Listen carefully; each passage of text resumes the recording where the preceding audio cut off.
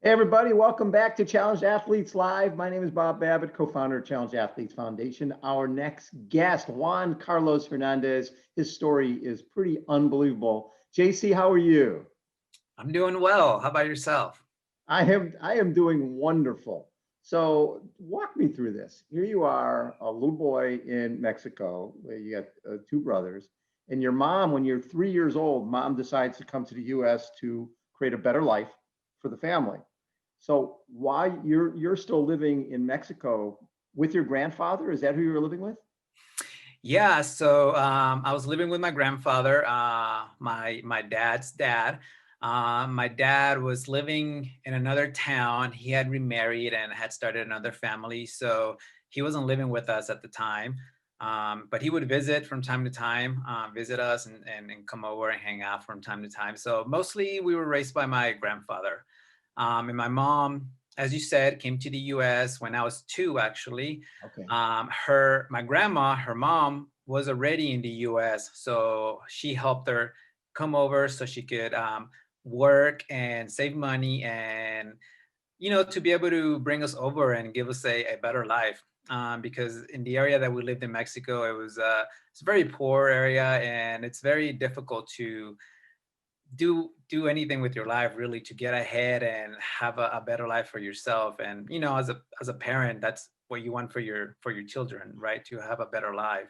um, Absolutely. And so when you're 9, that's when mom decided to have you guys come to the US. But it's not like you could just come to the US. You had to sneak across the border to get in, right? yeah, so when I was actually eight and a half or so, my grandpa passed away. So after that, we stayed with my other family members for a little while. And then my mom had finally managed to have enough money saved to be able to bring us over. So as you said, yeah, this was in 2000, not 2000, 1995, 96. Yeah. So it was pre 9/11. So it was a little different at the border. So we managed to come across, obviously, like many people have done illegally, and thankfully we managed to survive. Obviously, there were many instances where, yeah, I mean, as a 9-year old, I was very afraid, but Sure. um, I felt that at that time I had already gone through so much in my life that I could see the reason why we were doing that. And obviously, I had two of my older brothers there, so I felt safe with them. But yeah, thankfully we came across and we lived in Texas until I graduated high school. And you were a guy who you're trying to help the family out. So I think you got a fake ID at the age of 12 so you could actually get a job and work after school and on the weekends. You were always that industrious guy trying to do whatever it took. 12 years old, sort of hard to pretend that you're a 16, 17-year-old kid, but you were able to pull it off. Yeah, so I guess the thing about me is that even at 12 years old, I didn't look 12. I looked a little older, and I don't know if that just came from how I grew up, the challenges and experiences that I had as a child. So maybe those things kind of like made my appearance and my demeanor and my personality come across as a little older than 12 years old. But yeah, like you said, I did end up getting a fake ID, and I ended up working at a restaurant as a busboy. I was cleaning tables. I would work on Fridays and on the weekend. And my mom always worked 2 to 3 jobs, minimum wage. I mean, the highest level of education was like third or fourth grade in Mexico. Yeah. So she has never really been able to work anything else than what minimum wage is, and where she lives right now. So I understood that I didn't want my mom to work too much and to be able to have to support us. So whatever little I could do on my own to be able to not have her give me money for me to go out and buy some candy or chips or even buy my own clothes when the new school year started. That helped a lot, so that she can use that money to feed us or pay for medical bills or healthcare and whatnot. So at 15, you get a green card. And when did you decide you enlisted in the U.S. Army at 18? Was that something you were thinking of earlier? I think for me, it was always with the recruiting commercials and always seeing the recruiters at school. To me, it was, I don't know why, but as a child, as a teenager, it was something that I always found mesmerizing to be part of the military and to wear the uniform. And, growing up in Mexico, I really loved being outside. I loved just being outdoors and in the forest. And where we lived is very tropical. So I used to go out as a child and just explore on my own. We lived across a sugarcane field. So I would just go in the sugarcane field and just kind of like, be a child, use my imagination. And I always, watching movies, I always picture that's what kind of being a soldier is. You're out and about, you kind of go camping and go training in the jungle. And I was like, well, that sounds like something I really want to do. But I would say that the bigger reasons why was because I was very thankful for everything that the country had done for us, not only myself, but as a family, the opportunities that were provided. And also just, I wanted to do my part. I wanted to do my part as a not an American citizen yet, but I was Right. seeing it as a way to become an American citizen. I was only a resident. Like you said, I had received my green card. So around the age of 17, I started talking to recruiters that would come to the school and then just kind of learn more about the military and also from my best friend's dad, who was a Vietnam veteran. So I learned a lot from him about the military and what to expect. And then, yeah, when I turned 18, I decided to join the Army and be part of something bigger than myself and earn my citizenship. What was fascinating to me, here's a kid from Mexico who had been living in the United States, goes to Afghanistan and becomes a citizen of the United States while you're in Afghanistan. Right. How special was that to actually receive your citizenship? To be honest, it was, I didn't really get that time to let it sink in, just because we were so busy. We were always on the go, 100%. Always doing missions, doing something, working. So when I started the process of filling out the paperwork to become a citizen, after I found out that you could do that there, and it would be the process would be a lot faster.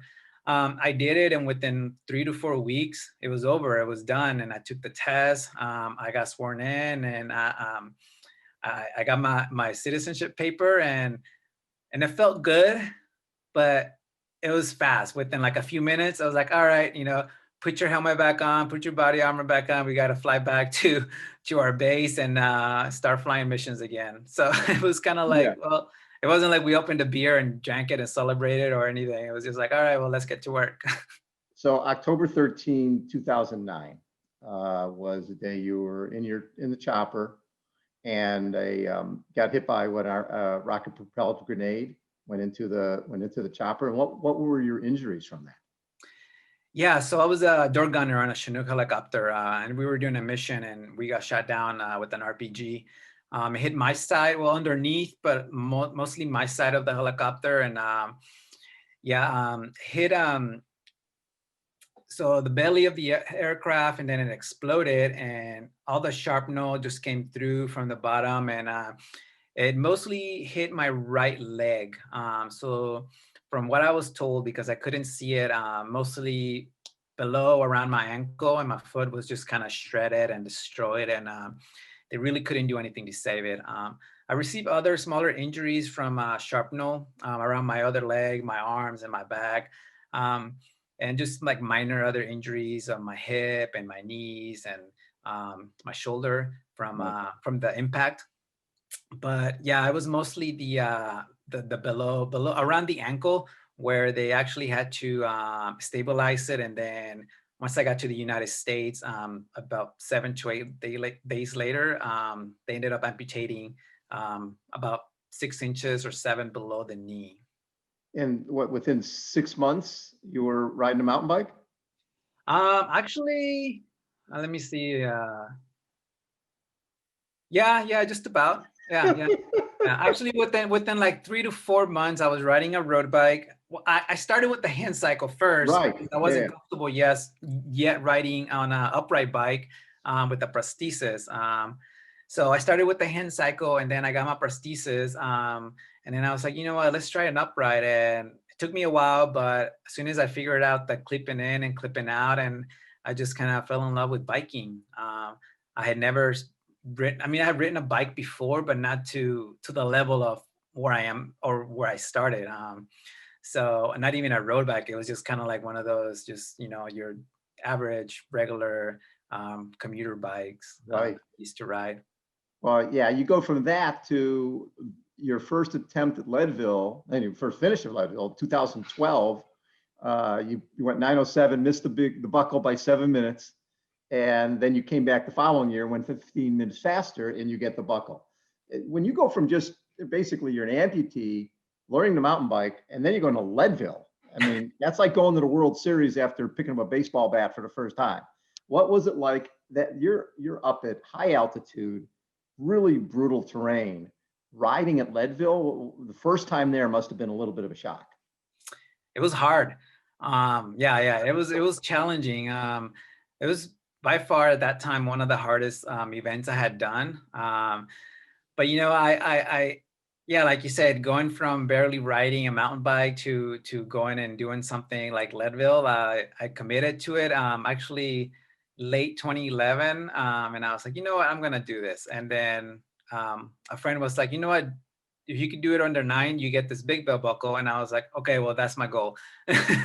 So I just kind of dove into it, and I just started training, and I did it. And but yeah, I mean, the altitude, we start at 10,000 feet above Yep. sea level and go up to 14, I 12. think.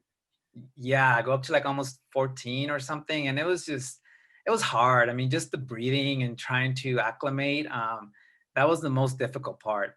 Um, and yeah, I mean, it was tough, and not being able to make it, missing the 9 hour cutoff by seven Yep. minutes was kind of like, I don't know if I could have gone any faster. I literally just left it all out there. So I was satisfied with my time, and I committed to trying harder next year, and I did, and I made it under 9. What I love, I was reading about La Ruta de los Conquistadores, which is brutal. And it's 45, first stage, 45 miles, 10,000 feet of climbing. You lost your prosthetic in the mud. And you had to dig it out. That's when you know you're in a tough race, when your Oh leg my. comes off and you got to dig it out.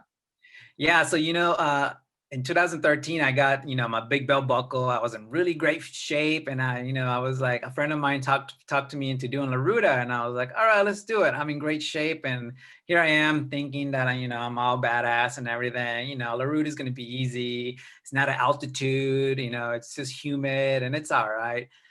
Man, that first day, like you said, it's the mileage is so short, but the climbing and the mud, oh, there's just mud everywhere, and it's like just trying to get through the mud is like about 80% of the difficulty of that race. And yeah, there was a section where I was walking my bike because you can't ride, and then I was sinking right above the ankle in mud, and then all of a sudden I take a step and my prosthesis gets stuck in the mud, and here I am trying to balance myself with my bike, trying to pull my leg out and try not to fall into yeah, I wish somebody would have caught it on video, because it was like I had a moment of like, what am I doing? So when did you connect with CAF and Operation Rebound? Actually, it was around early 2010, not long after my amputation. The Center for the Intrepid in San Antonio Yep. started doing this thing called the mini tries. And in 2010, Nico was there. He came out and did kind of supported one of the mini tries, and that's where I met. We exchanged information, and then from then on, I kind of just reached out whenever like I needed assistance to go do an event, and help with like travel and whatnot. So it's been almost since I kind of started being active in the cycling. When I look back at your journey, and it's interesting when you just read it, but the fact that here you were living in poverty, you didn't have a pair of shoes until you were 7, 8 years old. That would have been your lot in life if your mom hadn't had the foresight to come to the US and have her boys follow her. When you look back at her courage and her perseverance and her belief in you, well, how does that make you feel? Proud. I mean, yeah, I mean, it's obviously a lot of emotions come up, and it's, every now and then when I don't meet my own expectations, or I don't meet my own goal, I have to take a moment and pause and look back and see where I was and where I've come from and how far I've gotten. Because sometimes we tend to focus on the negative things, and instead of focusing on the positive. And for me, it's sometimes I get caught up on that, and I just try to stop, take a moment, and kind of look at everything that has happened in my life and how far I've gotten. And I'm still going forward, trying to do great things and continue to make my mom proud for, everything that she done, everything that she did for us, and all the sacrifices she made. You've received your BA in Right. psychology, and now you're in graduate school in occupational therapy, and your buddy behind you, I'm sure he's part of your program. It's how much more time do you have in grad school? Yeah, we started in June of this year, and it's about a 28-month long program, so including field work. So we'll be officially done around late spring of 2023. I love So, it. so yeah, Very it's cool. it's a great. So what's next for you in terms of mountain biking? Will you have any big events coming up? I had a lot of events planned this year early, in the Yeah, year that's right. before my program started. I was gonna do 24 hours in the El Pueblo. It was gonna be my second 24-hour solo event, but I got sick the week before.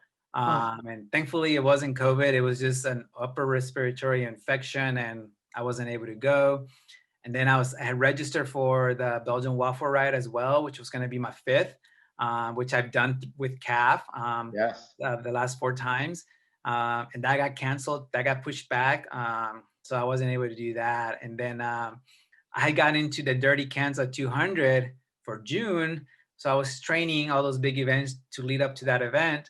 And that got canceled as well. So my whole big planning of riding or racing that I had for this year before my program started kind of went out the window.